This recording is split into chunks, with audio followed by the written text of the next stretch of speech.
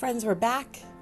Today we are continuing this dinner party at the Featheringtons, kind of Bridgerton home-inspired dinner party. I have already shown you how I made this tabletop arch, this floral arch, whatever you want to call it. All silk flowers, LED candles, gorgeous, renter-friendly project. And so today we are going to take that one step further. Should you need this to go from over the top to really over the top, and we're going to be focusing on how the tabletop comes together for my look. Now, you could leave it like this, or you could take it further. So if you were to take it further, this is how I took it further. So I purchased a satin tablecloth with a rosette finish, and all of the links for everything I got is down below. I like green. I especially like this shade of green, so I opted for green. If green isn't something you're comfortable with, or you maybe have a little girl's birthday party or baby shower that you're doing, I think you could have a beautiful pink, maybe fuchsia or a nice gentle pink version of this, and it would still be gorgeous. I just like the green, and I have a plan for it later on in the year. Make sure you Google what size tablecloth needs your table has.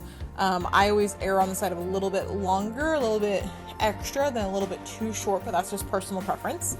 And another reason why I picked this green, besides I love green, is because it blends really well with the tapestry, and it also kind of brings in the green from the arrangement.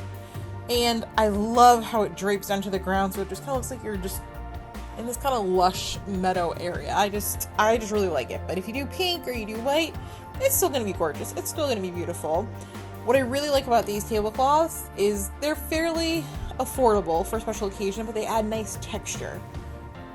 So I'm using some thrift store chargers and kind of a dark gold, kind of bronzy color. There's a little bit of bronze, a little bit of almost chocolate in some of the creases.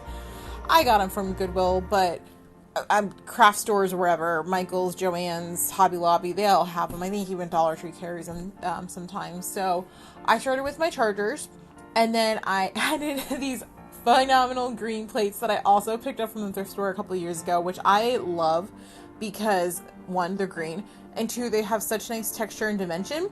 So you can use these as a salad plate, you can use these as your main plate.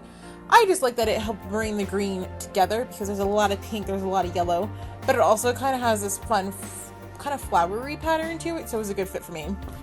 Highly recommend getting up an extra hour early on Saturday mornings and hitting the thrift stores or garage sales, because some of my favorite pieces I own are literally from Goodwill, and I'm not even mad about it because they're so beautiful. Alright, so we got the base done, and I spent a lot of time trying to figure out, okay, with this over-the-top table arch, I don't want to take away too much from the bottom. I knew I wanted to incorporate this set.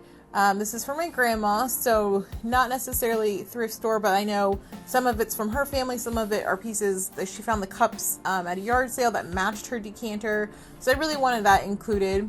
I thought about doing some sort of candle, just simple cylinder base, just floating candle, nothing fancy, but to me it just seemed to clash a little bit. But I wanted to show you guys it's okay to try and fail and try and change your mind. You want to test things out, so I'm showing you what didn't work for me. So in this case, the cylinders didn't work for me, so I tried some candlesticks. I wasn't crazy about them. I don't think I liked the height of the candle and real flame so close to the silks.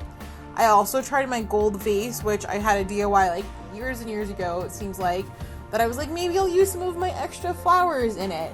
And I put some of the silks on it just to kind of like eyeball what might work.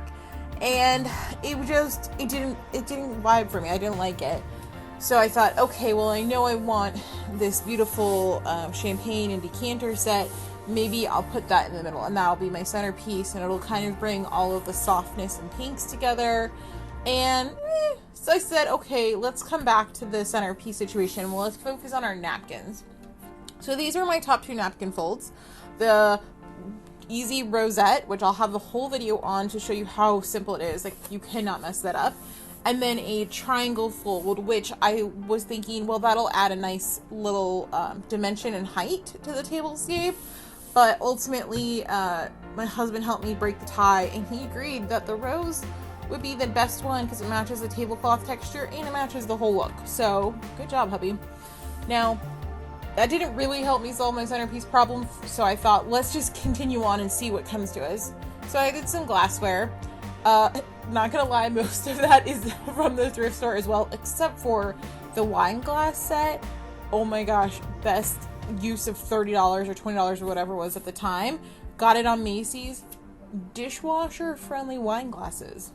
So nice, super fancy. I love them.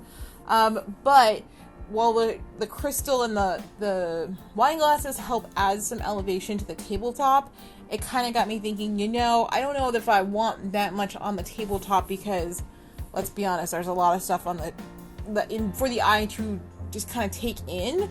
So ultimately, I ended up not putting anything else on the table because I figured you're going to have wine, you're going to have maybe some dishes on there for food and things. And I was like, I don't really think when it comes down to it, I don't really think you need it.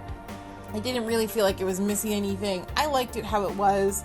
Here's the final look with the beautiful rosette napkins, the final tabletop with my water glass, my wine glasses, a nice decanter. And honestly, sometimes this is all you need. Like, it doesn't have to be crazy over the top all the time. And I realize I'm saying that with like a giant floral structure hanging overhead, but you get what I'm saying. I hope this process is helpful for you guys to see what goes through my mind when I'm putting things together. Subscribe for more videos like this.